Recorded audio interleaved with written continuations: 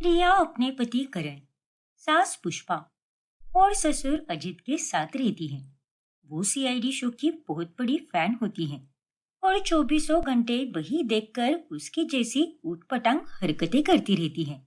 ऐसे ही एक रात, आज तो आइसक्रीम खाने में मजा ही आ गया, है ना करण? और रिया, चलो अब जल्दी से सो जाते हैं। अरे तुम ही सो जाओ, मैं तो अपने फोन पर मस्त सीआईडी के एपिसोड्स देखने वाली हूँ। अरे पागल हो गई हो क्या? चुपचाप सो जाओ। और ये क्या, ये बेडरूम का दरवाजा क्यों नहीं खुल रहा? रुको, जरा मैं कोशिश करके देखती हूँ। तुमसे तो कुछ होने नहीं वाला। लेकिन जब प्रिया कोशिश करती है तब भी दरवाजा खुलता ही नहीं। और ये देखकर करण और रिया परेशान हो जाते हैं। लगता है दरवाजा अंदर से लॉक हो गया है। पर अब क्या करे? दरवाजा तोड़ दो दया। क्या? तुमने सुना नहीं मैंने क्या कहा? ये दरवाजा तोड़ दो दया। ये तुम क्या बोल रही हो रिया? उन दोनों की आवाज सुनकर अजित और पुष्पा दोनों जाग जाते हैं और वो दोनों वहां पर आते हैं। अरे क्या चल रहा है यहाँ पर? और कौन सा दरवाजा तोड़ने की बात कर रहे हो तुम दोनों? वही तो, खुद भी नहीं सो रहे ना हमें चैन से सोने दे रहे हैं। अरे क्या चल रहा है?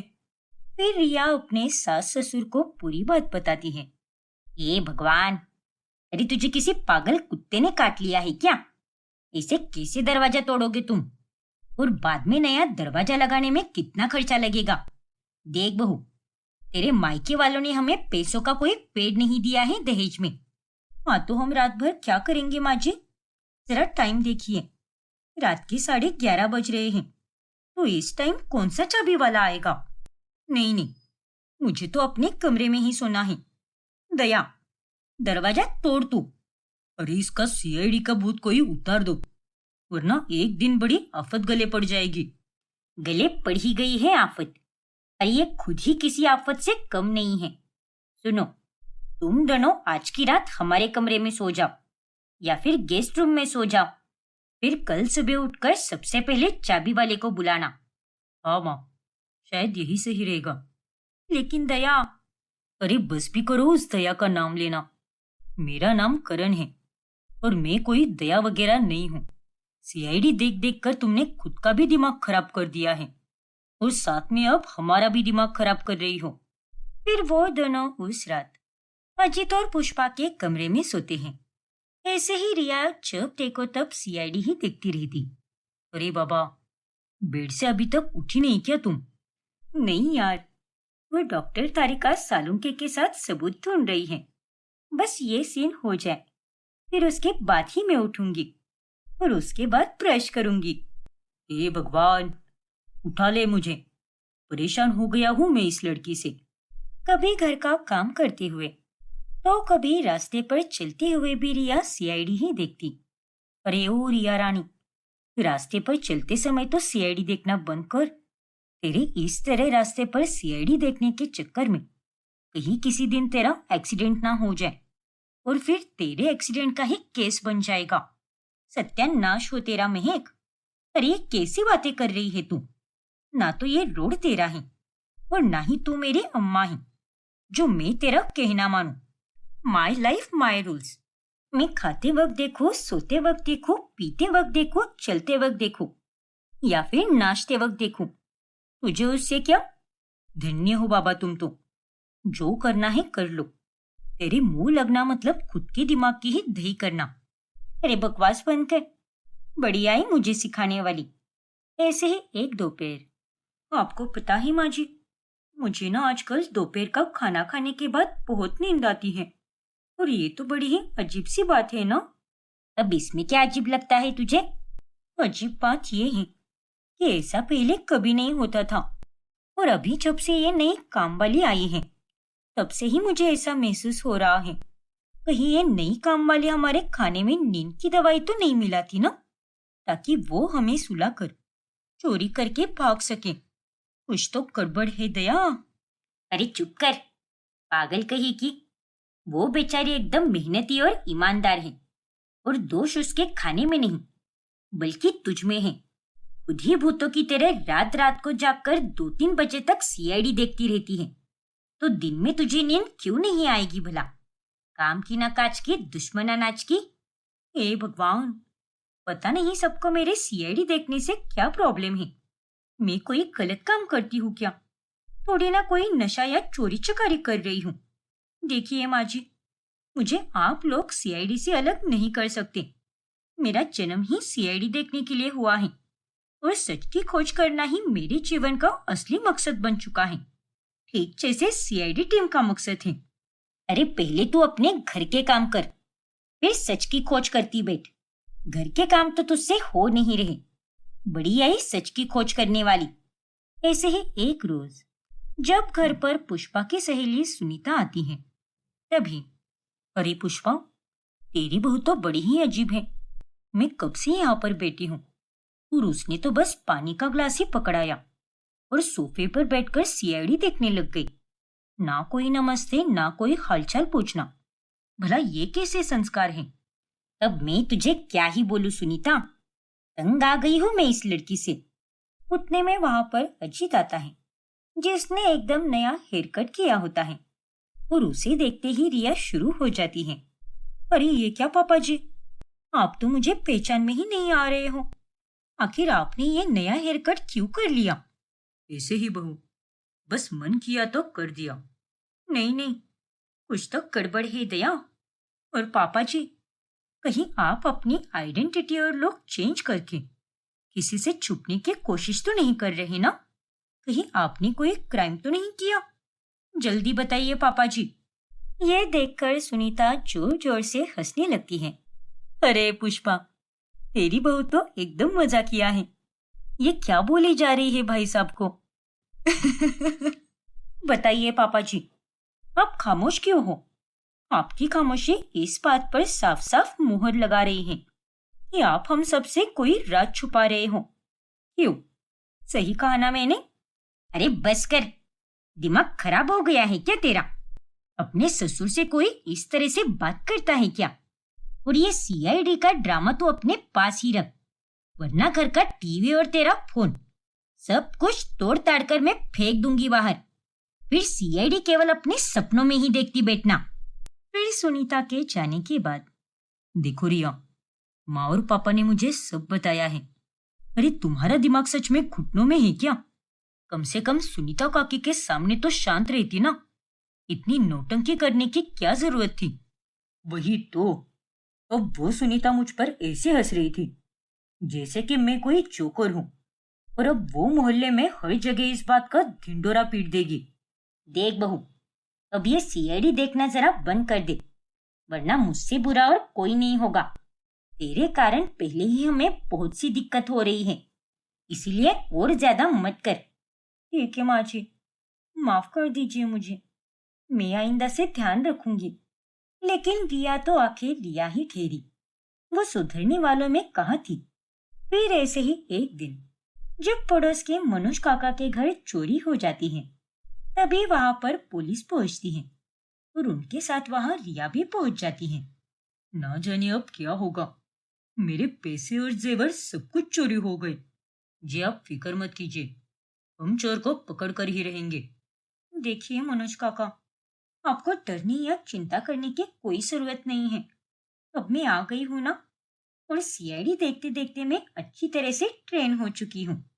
इसलिए इस केस को तो मैं ही सॉल्व करूंगी और उस चोर को पकड़कर आपके सामने भी लाऊंगी और उसे मुर्गा बनाकर बहुत मारूंगी। मैडम आप कौन हो और ये आप कैसी बातें कर रही हो? उतने में वहां पर पुष्पा आ जाती है। माफ कर दीजिए इंस्पेक्टर साहब, ये मेरी बहू है जो दिमाग से थोड़ी पैदल है, इसीलिए कहीं भी पहुंचकर कुछ भी बोलने लगती है। ओए चल घर पर, बहुत हुआ तेरा। पर माँ जी, इन्हें मेरी यहाँ पर बहुत जरूरत है और मुझे ये बड़ा केस सॉल्व करना ही होगा। प्लीज मुझे यहाँ पर रुकने दीजिए ना। तेरी केस की तो ऐसी की तैसी, चल मेरे साथ घर पर, नालायक कहीं की। फिर पुष्पा रिया को अपने साथ लेकर जाती है और घर जाकर वो उसे खूब सुनाती है। मैंने कहा था ना तुझे कि आइंदा से सीआईडी मत देखना और ना ही कोई ऐसी उटपटांग हरकत करना जिससे हमारी इज्जत जाए। लेकिन नहीं, तूने मेरी एक नहीं सुनी। लेकिन मैंने तो कोई ऊटपटांग हरकत की ही नहीं है माँ जी, जिससे आपकी इज्जत चली जाए। मैं तो बस बेचारे मनोज काका की मदद करने गई थी। अरे बकवास बंद कर। और अभी तो मेरा भेजा फ्राई तो कर ही मत, और वरना मैं तुझे तवे पर बिठाकर फ्राई करूंगी। चुपचाप यहीं पर बैठ। और खबरदार जो तू वहां गई तो मुझसे बुरा और कोई नहीं होगा। ऐसे ही एक रात जब करण देर से घर लौटता है, तभी रिया उसे दरवाजे पर परेशान करने लगती है। अरे बाबा, मैं अपने दोस्त के यहाँ पार्टी में गया था, इसलिए थोड़ा लेट हो गया। नहीं, कुछ ना कुछ तो तुम छुपा रहे हो। जल्दी बताओ, क्या बात है वो? कहाँ गए थे इतनी रात गए? जल्दी बताओ, वरना मैं अभी एसीपी प्रद्युमन को बुला दूंगी। समझे तुम? अरे मेरी माँ, एक ही जवाब 50 बार में तुम्हें कैसे बताऊं? एक बार कहा हुआ समझ नहीं आता क्या तुम्हें? अगर तुम अपनी दोस्त की पार्टी में थे और तुम्हें आज लेट होने वाला था, तो तुमने मुझे कॉल या मैसेज करके कुछ क्यों नहीं बताया? क्योंकि मेरा फोन डेड हो गया था। तो किसी और का फोन इस्तेमाल कर सकते थे ना तुम? या फिर पार्टी में सबके फोन डेड हो चुके थे? अरे बाबा, मैं पार्टी कर रहा था तो इतना ध्यान में नहीं आया। झूठ मत बोलो। अगर तुम्हारा फोन डेड था तो तुम कैब से कैसे आए? कैब तो ऑनलाइन ही बुक की जाती है ना। अरे मेरी माँ, मैं टैक्सी से आया हूँ। टैक्सी तो ऑफलाइन भी अवेलेबल रहती है। तो ये सीआईडी की तरह इन्वेस्टिगेशन करना बंद कर दो और मुझे घर के अंदर आने दो। अच्छा ठीक है, तुम अंदर आ सकते हो। इस तरह रिया अपनी हरकतों से सबके नाक में दम करके रखती है। ऐसे ही एक रोज जब वो अपने पसंदीदा महंगे चॉकलेट्स लाकर फ्रिज में रखती है, तभी उस बॉक्स में से अचानक से 7 से 8 चॉकलेट गायब हो जाती हैं। और ये देखकर वो पूरा घर सिर पर उठा लेती है। मेरे चॉकलेट्स बॉक्स में से चॉकलेट्स किसने चुराए? जल्दी बताओ, वरना मुझे फॉरेंसिक टीम बुलानी होगी। अरे पुगला गई हो क्या रिया? घर के ही घर में तुम्हारे चॉकलेट्स कौन चुराएगा भला? और प्लीज अपना ये नाटक बंद करो और हमें आराम करने दो। और नहीं तो क्या बहू? तो ठीक है, अब तो ये इन्वेस्टिगेशन मैं ही करूंगी और मेरे चॉकलेट चोर का पता तो मैं लगा कर ही रहूंगी। अब रिया ग्लव्स पहनकर मैग्नीफाइंग ग्लास उठा लेती है और वो एकदम इन्वेस्टिगेशन मोड में आ जाती है। और ये क्या? इस चॉकलेट बॉक्स पर तो किसी के भी फिंगरप्रिंट्स नजर ही नहीं आ रहे। फिर आखिरकार मेरे आधे चॉकलेट्स कहाँ गायब हो गए? फिर रिया पूरे घर में तलाशी करने लगती है और आखिरकार उसे चोर का पता चल ही जाता है। फिर भरी दोपहर में वो सबको नींद से उठाकर हॉल में बुलाती है। अरे क्या है रिया, कभी तो हमें बख्श दिया करो ना। अरे आज तो मेरा छुट्टी का दिन है और तुम हो कि उसमें भी हम सबको परेशान कर रही हो। क्योंकि आप सबको मैं चोर से मिलवाना चाहती हूँ। वो यहीं पर है, हमारे बीच में ही। क्या? हाँ करण, और वो चॉकलेट चोर है हमारी प्रिय माँ जी। क्या? अरे सटिया गई है क्या तू? अरे मैंने तेरी कोई चॉकलेट वॉकलेट नहीं चुराई है। मुझे तो मीठा खाना पसंद भी नहीं है। एक्टिंग बंद कीजिए माँ जी, क्योंकि आपका पर्दाफाश हो चुका है। मैंने आपके कमरे में उसी चॉकलेट का एक रैपर देखा था और फिर गहरी तलाशी करने पर आपकी अलमारी में साड़ी के नीचे कई सारे चॉकलेट्स छुपाए थे और वो अभी भी वहीं पर हैं। और अगर आप चाहो तो मैं आप सबको लाइव भी दिखा सकती हूँ। पुष्पा, तुम्हें तो डॉक्टर ने मीठा खाने से मना किया है ना, फिर तुमने चॉकलेट्स क्यों खाए? हाँ माँ, और इसमें चोरी करने की क्या जरूरत थी? हाँ तो मैं और क्या ही करती।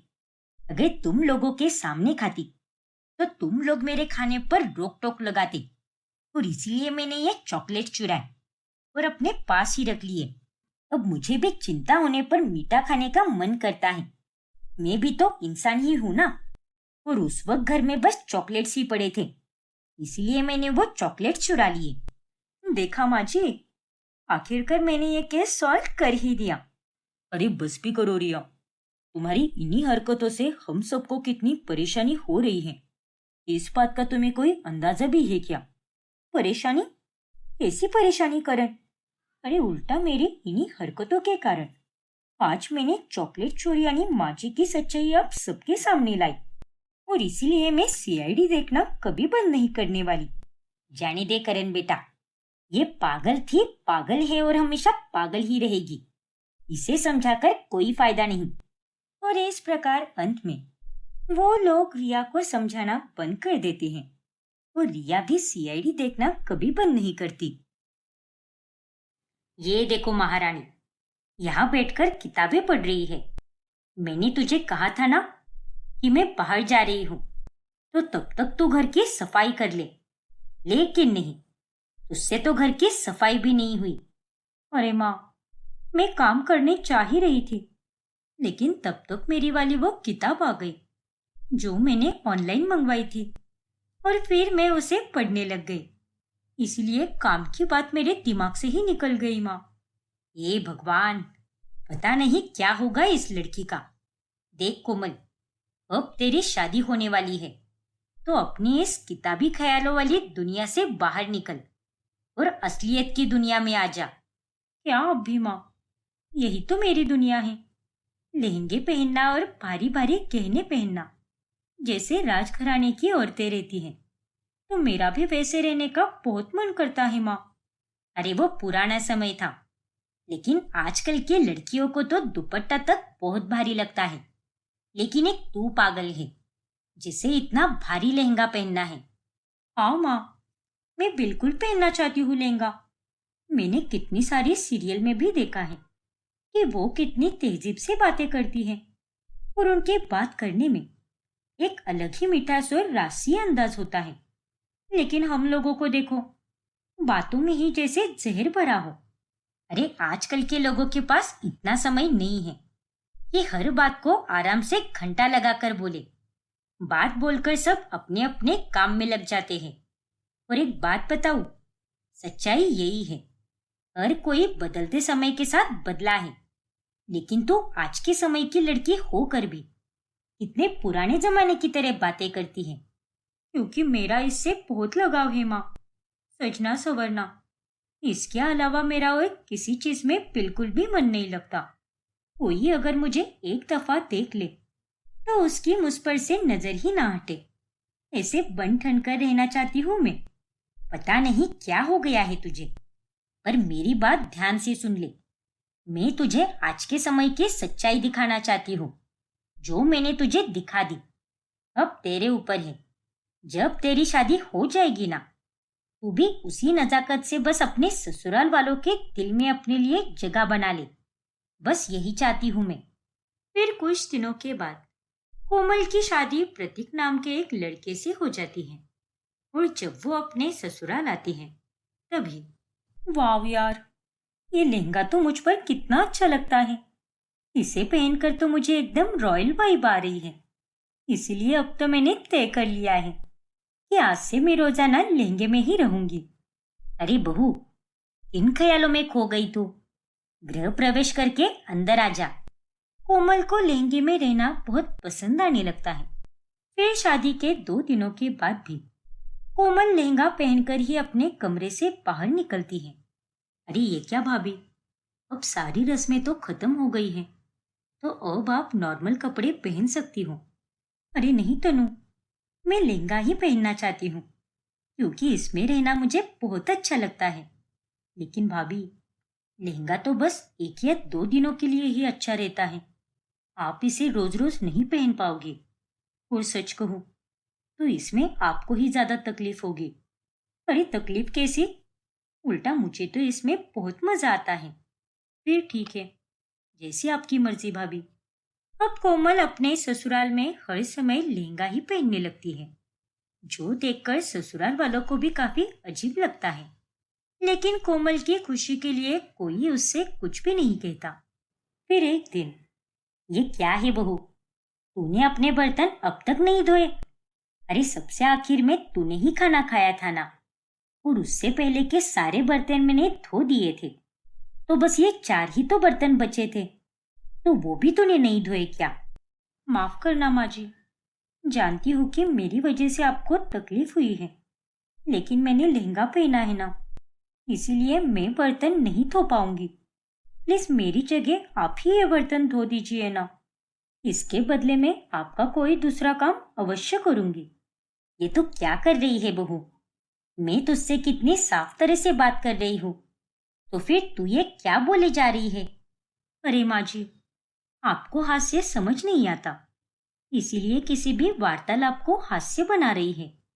आप ये बर्तन धो दीजिए, क्योंकि मुझे जरा अपने केशों को धोना है। कोमल के लहंगा पहनने के साथ साथ अब उसके बर्ताव में भी काफी बदलाव आने लगता है, और इस वजह से घर के सभी लोग कई बार हंसी मजाक भी करने लगते हैं। इसीलिए कोई कोमल को कुछ भी नहीं कहता। फिर एक दिन, भाभी जरा एक गिलास पानी देना तो। तुम्हारी इस गुस्ताखी को मैं क्षमा कर रही हूँ, लेकिन तुम्हें दिखाई नहीं दे रहा क्या कि मैं अभी अपने श्रृंगार में व्यस्त हूँ?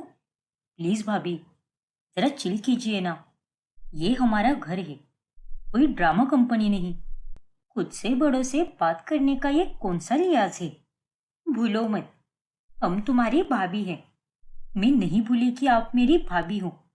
जाने दो, हम भी क्यों ऐसी छोटी छोटी सी बातों पर लड़ाई झगड़ा कर रहे हैं। मैं क्या सोच रही थी भाभी, कि हम दोनों कहीं बाहर मूवी देखने चलते हैं। कैसा लगा मेरा आइडिया? देखो तनु, तुम हमारे घराने की बेटी हो, तो बेटी को ऐसे बाहर जाकर घूमना फिरना शोभा नहीं देता। कुछ भी मत भूलिए ना भाभी, और आप भी मेरे साथ चलिए, और आपको ये श्रृंगार करने से मैं रोकूंगी भी नहीं।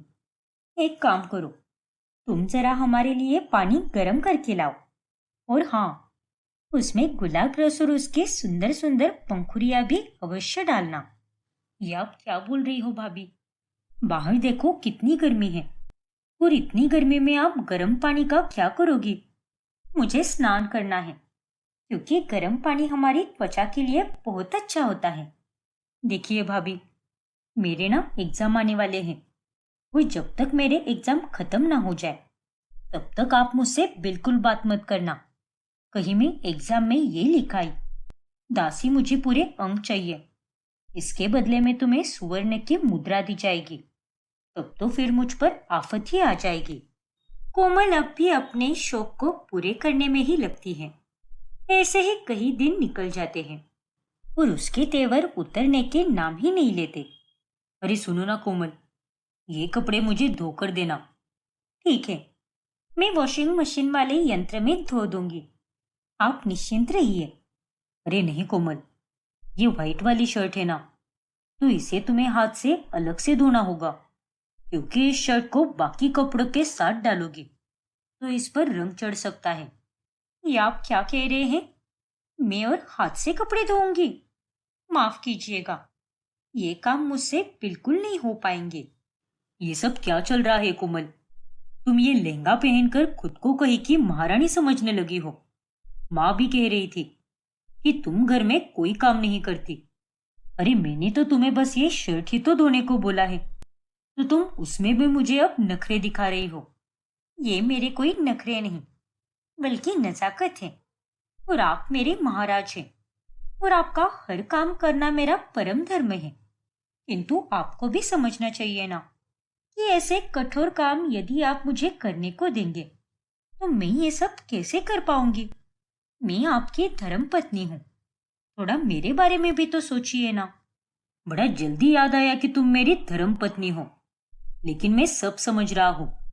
खुद को काम से बचाने के लिए तुम ये सब नाटक कर रही हो। प्लीज कर दो ना कोमल, तुम मेरे लिए इतना भी नहीं कर सकती क्या?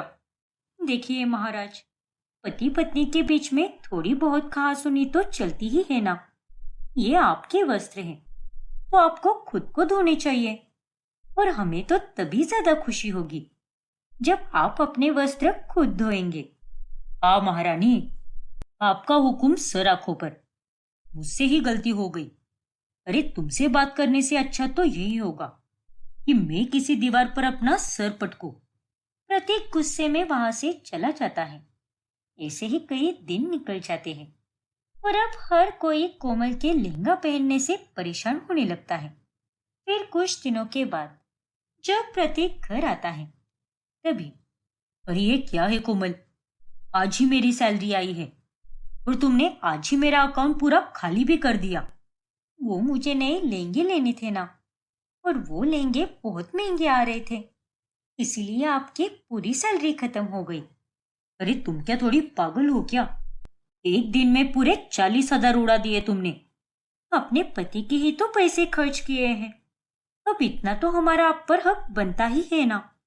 और ये बात तो आप भी जानते हो, फिर आपको इतना गुस्सा क्यों आ रहा है? अरे मुझे इसीलिए गुस्सा आ रहा है क्योंकि दुनिया में लाखों करोड़ों लोग हैं, लेकिन उन लाखों करोड़ों लोगों के बावजूद भी तुम्हें मेरी ही किस्मत में आना था। अरे तुम अपनी इस फालतू की दुनिया से बाहर आ जाओ, वरना तुम्हारे इस बर्ताव के कारण हम लोग एक ना एक दिन सड़क पर जरूर आ जाएंगे। आप चिंता मत कीजिए, क्योंकि जब तक हम जीवित हैं तब तक हम आप पर कोई आँच नहीं आने देंगे, और हम आपके ढाल बनकर रहेंगे। अरे कोई मारो मुझे यार, ऐसी ढाल होने से तो अच्छा कोई मेरा किस्सा ही खत्म कर दो। अब इतने महंगे महंगे लहंगे तो ले लिए ना, अब मस्तानी बनकर घूमो। फिर कुछ दिनों के बाद जब वंदना की सहेली राधिका घर पर आती है, तभी अरे मैं कब से तेरा इंतजार कर रही थी, मुझे तो लगा कि तू आएगी ही नहीं।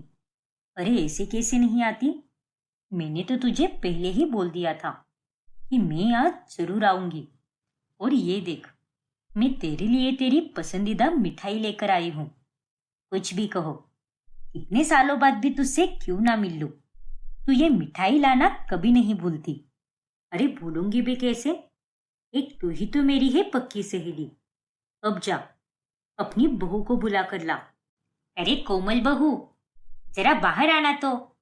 अपनी सास के बुलाने पर कोमल कमरे से निकलकर बाहर आती है। अरे वाह वंदना, तेरी बहू तो बहुत ही संस्कारी है।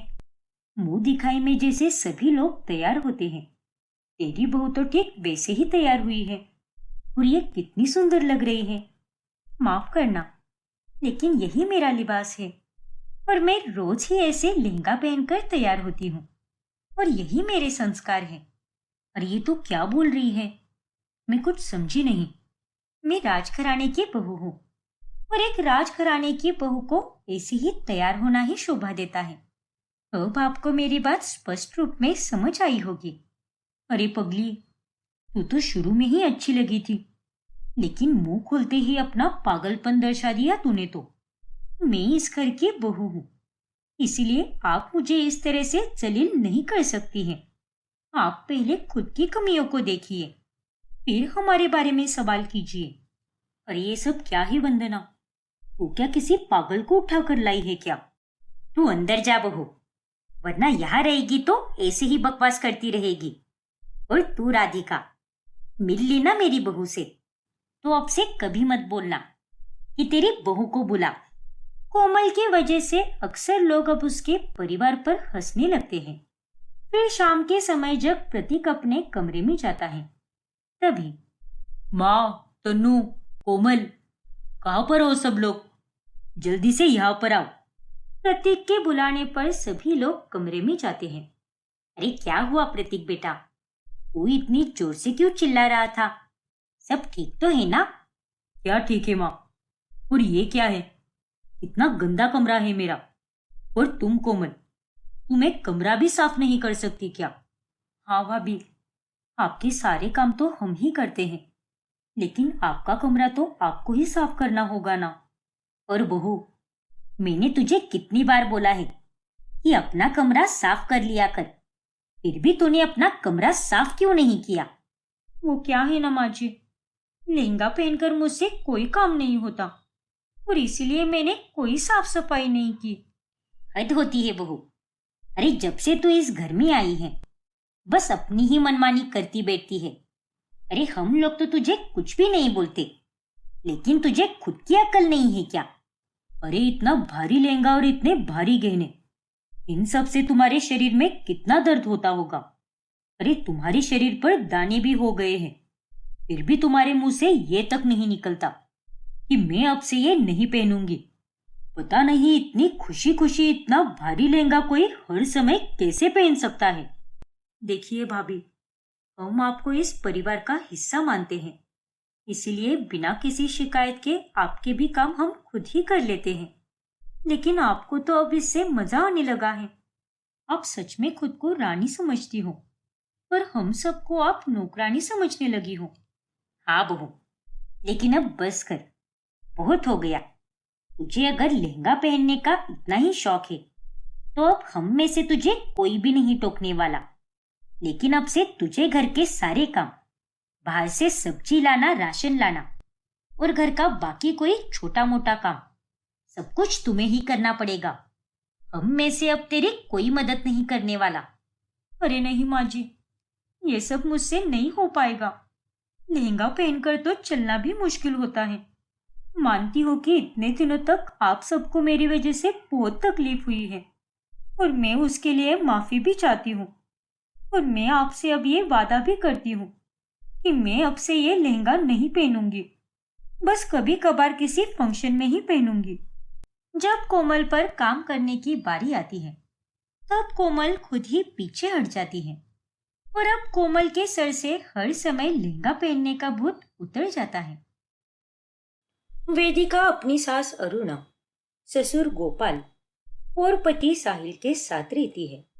उन लोगों ने गांव में अपना खुद का घर खरीदा होता है, जिसके आसपास की जमीनें उनके ही इलाके में पड़ती है और उस जमीन पर पूरी भिंडी की खेती होती है। अरे वाह, क्या बात है माँ जी, हमारे घर के आसपास तो हर जगह भिंडी ही भिंडी है। और आपको पता है, भिंडी मेरी पसंदीदा सब्जी है, इसीलिए ये देखकर तो मुझे बहुत अच्छा लग रहा है। और अब तो मैं रोजाना इसके अलग अलग प्रकार बनाऊंगी। अरे ओ निकम्मी, भिंडी भी किसी को पसंद आती है क्या? सच में तू तो बहुत बोरिंग है। अरे माँ जी, आप फिक्र मत कीजिए, मैं भिंडी की एकदम मस्त मस्त डिश बनाऊंगी, जिन्हें खाकर आप खुद मेरी तारीफ करोगी कि वाह बहू, मान गई तुझे आज मैं, जिंदगी में कोई अच्छा काम किया है तूने। अरे तुझ जैसी पगलेट मैंने आज तक नहीं देखी। कभी कभी तो ऐसा लगता है कि तू पहले अपने मायके में नहीं बल्कि किसी पागल खाने में रहती थी। नालायक कही की। चल, घर के बहुत सारे काम पड़े हैं, वो आकर तेरी अम्मा करेगी क्या? अरे हाँ माँ जी, करती हूँ ना, क्यों खामखा हिटलर बन रही हो। अब वो लोग रोजाना खेत में से भिंडी निकालते हैं और साथ ही उसकी खेती भी करते हैं। फिर एक सुबह, ये देखिए, आज मैंने सबके लिए भिंडी के पराठे बनाए हैं। खाकर बताइए कि कैसे बने हैं ये पराठे। क्या बात है बहू, तुमने तो आज कमाल ही कर डाला। दुनिया के सारे पदार्थ एक तरफ और तुम्हारे हाथ के बने हुए ये भिंडी के पराठे एक तरफ। बस बस, आपको तला भुना क्या खाने को मिल गया? आप तो फौरन उसकी तारीफों के पुल बांधने लगे ताकि वो पदार्थ आपको और मिल सके। लेकिन मेरे होते हुए आपको ज्यादा खाना नहीं मिलेगा, नियमित मात्रा में ही खाना होगा, समझे कि नहीं?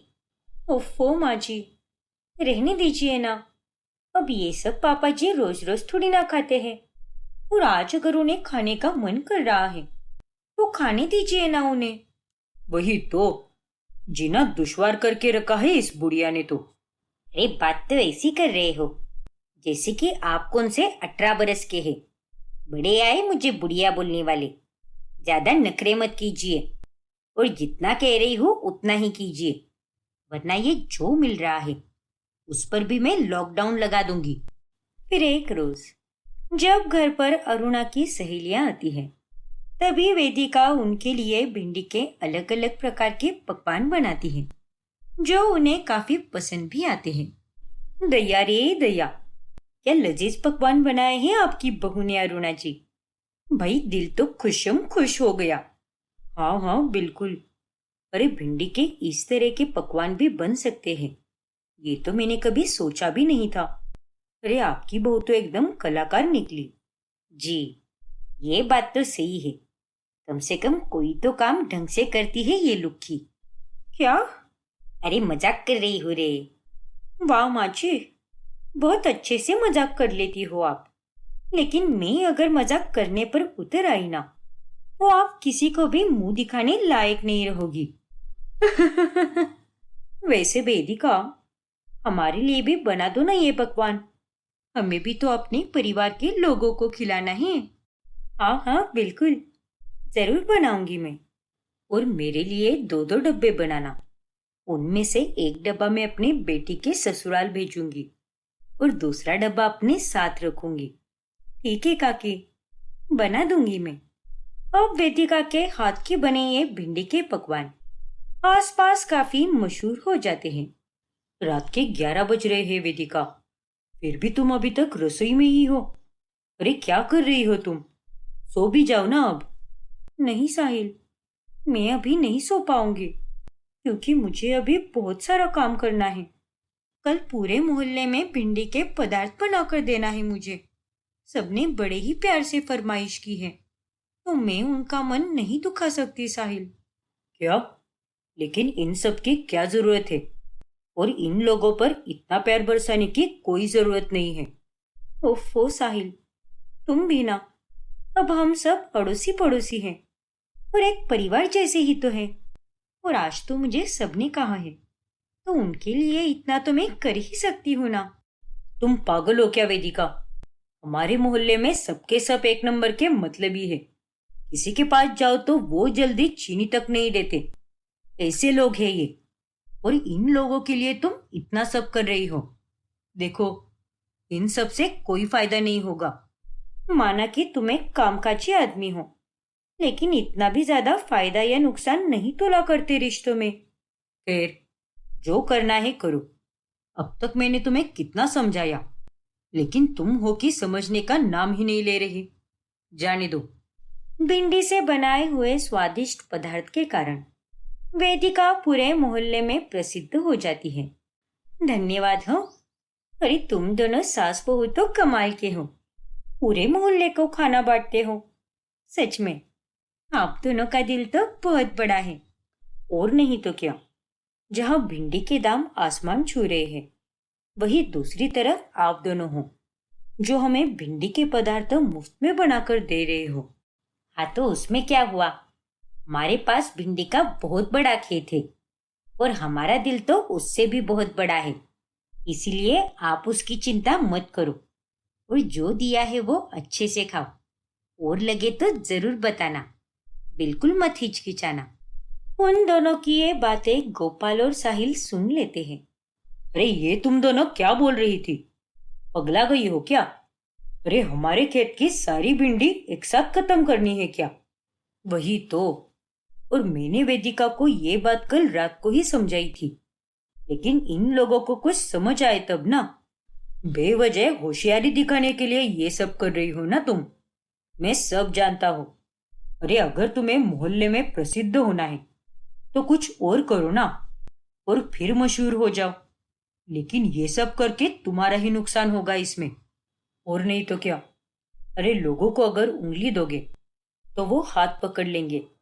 और देखो माँ, पहले केवल आपकी सहेलियां ही ये सब मंगवाती थी, लेकिन अब तो ये बात लगभग पूरे मोहल्ले में फैल गई है कि हमारे पास भिंडी का खेत है और वेदिका भिंडी के बेहतरीन रेसिपीज बनाती है। इसीलिए मोहल्ले के लोग मुफ्त का खाना खाने के लिए यहाँ चले आते हैं। हाँ तो उसमें क्या होता है? वैसे भी हमें ये भिंडी का खेत थोड़ी ना कोई मेहनत करने पर मिला है, बना बनाया ही तो मिला है ना ये खेत। तो उसका फायदा तो हमें उठाना ही चाहिए। अरे लोगों को लगता है कि मैं कंजूस हूँ, मेरे पास कुछ भी नहीं है, और इसीलिए मैं ये सब कर रही हूँ ताकि लोगों के मुंह पर ताला लग जाए। हाँ, और हर तरफ बस माची और मेरी ही चर्चा हो रही है, और वो सुनकर तो मुझे ऐसा लग रहा है जैसे कि मैं तो इस मोहल्ले की हीरोइन बन चुकी हूँ।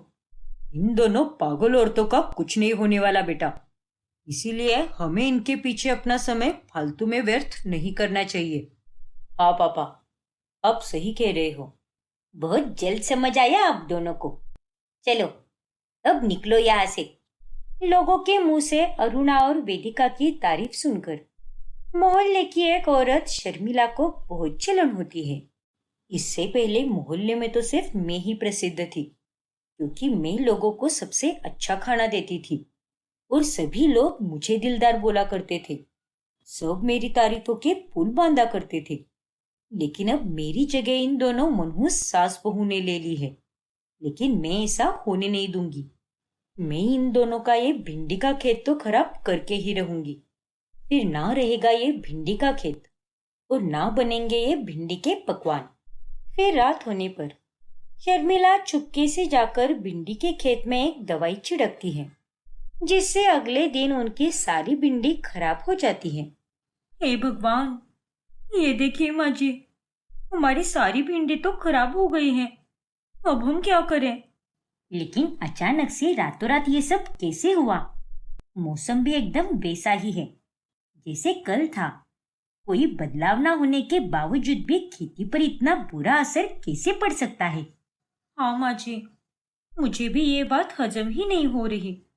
चलो अच्छा है, इसी बहाने हमें भिंडी से थोड़ा ब्रेक तो मिलेगा, वरना रोज रोज भिंडी खा खा कर पक गए थे हम तो। क्यों पापा? हाँ हाँ बिल्कुल। अरे पहले पहले तो मुझे तरह तरह के पकवान खाने में बहुत मजा आता था, लेकिन अब मुझे ये भिंडी बिल्कुल भी नहीं चाहिए। एक ही चीज रोज रोज खाकर मैं परेशान हो गया हूँ। इसीलिए अब मुझे रूखी सूखी खिचड़ी भी मिल जाए तो भी बहुत बड़ी बात होगी। आप दोनों तो चुप ही रहिए। कुछ और खाने का अगर इतना ही मन है तो बाहर जाकर खाइए। रोज रोज मुफ्त की भिंडी खाने से हमारे कितने पैसे बच रहे हैं, ये बात आपको दिखाई नहीं देती क्या? अरे माँ जी, हमारे खेत में से दवाई की बू आ रही है। मुझे लगता है किसी ने दवाई डाली है हमारे खेत में। जरूर किसी ने कोई कांड किया है माँ जी। लेकिन वो कमबख्त आखिर कौन हो सकता है? वो जो भी हो, हमें उसका पता लगाना ही होगा। छोड़ूंगी नहीं मैं उसे। और उसके लिए पहले हमें हमारे खेत को फिर से ठीक करना होगा। और एक बार अगर ये खेत फिर से ठीक हो गया, फिर उसके बाद तो वो शख्स हमारा खेत खराब करने के लिए फिर से आ सकता है। हाँ माँ जी, अब हम यही करेंगे।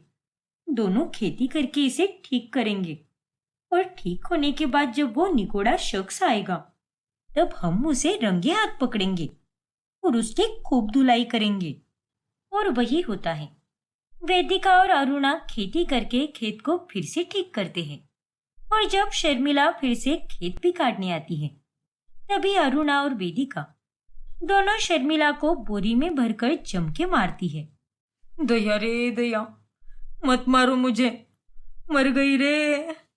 क्यों काकी जी, बहुत आग लगी है ना आपको हमारा खेत बर्बाद करने की? बता, करेगी दोबारा ऐसा? नहीं करूंगी अरुणा, इस बार मुझे बख्श दे। मैं जलन के मारे पागल हो गई थी और मेरी हिम्मत मारी गई थी जो मैंने ये सब किया। अब शर्मिला को पूरे मोहल्ले के सामने उन दोनों से माफी मांगनी पड़ती है। ऐसे ही दिन गुजरते जाते हैं और अब गोपाल और साहिल दोनों ज्यादातर बाहर से ही खाना खाया करते हैं। क्या मतलब नहीं खाओगे आप दोनों? अरे मैंने तो आप दोनों के लिए स्पेशल भिंडी की कचौरियां भी बनाई है, प्लीज खा लीजिए ना। माफ करना बहू, लेकिन हमने अगर और भिंडी खा ली तो सच में हम दोनों मर जाएंगे। इतने उब गए हैं हम भिंडी से। और मैं ये भी जानता हूँ वेदिका कि तुम दोनों भी उब गई हो, लेकिन पैसों की बचत के चलते तुम दोनों रोजाना भिंडी खा रही हो। लेकिन क्या फायदा इन सब का?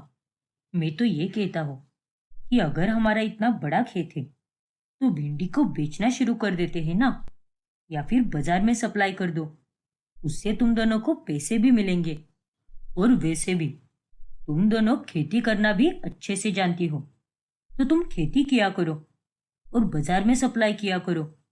इससे पैसे भी कमा लोगी और साथ ही हमें घर पर रोजाना अलग अलग प्रकार के पकवान मिलेंगे। हाँ माँ, अरे बंद करो ये सब दिखावा। जिन लोगों की आप इतनी सेवा कर रही हो वो सब बस आपको लूट रही है। अरे वो दोनों तो केवल आपके सामने ही अच्छी अच्छी तारीफें करते हैं, क्योंकि उन्हें आपसे मुफ्त की भिंडी और भिंडी के पदार्थ मिल रहे हैं। लेकिन पीठ पीछे वो सब आपकी बुराई ही करते होंगे। लिख कर ले लो मेरी बात। चुप कर तू, और ये सारा ज्ञान कहीं और जाकर दे। अरे हम कोई दूध पीते हुए बच्चे नहीं हैं, सब समझ आता है हमें। और नहीं तो क्या। और हम दोनों जो भी कर रही है वो बिल्कुल सही कर रहे हैं।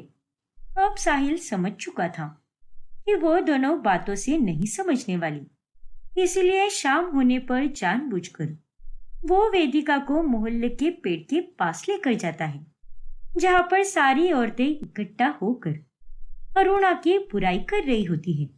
बेवकूफ अरुणा, उसे लगता है कि हम उसके दिल से तारीफ करते हैं, लेकिन असल में तो हमें उससे फायदा निकालना है।